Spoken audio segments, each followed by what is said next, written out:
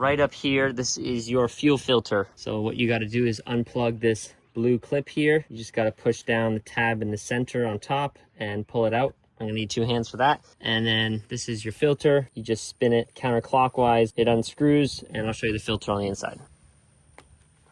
And to take this fuel filter out, you could use some channel locks. Just be gentle because it is made out of plastic, the outside. There we go. This right here is the number for the fuel filter. Now you just can spin it off. Now it is right full of fuels. You might spill some.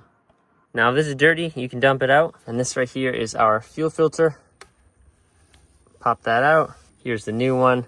You just stick it in there, right in the center, and it'll pop in just like that. You'll hear a little pop. Now we can grab the little cup, put it back on, and tighten it up.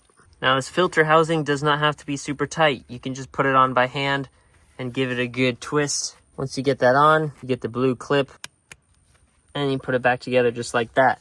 Thank you guys for watching, and I'll catch you in the next one.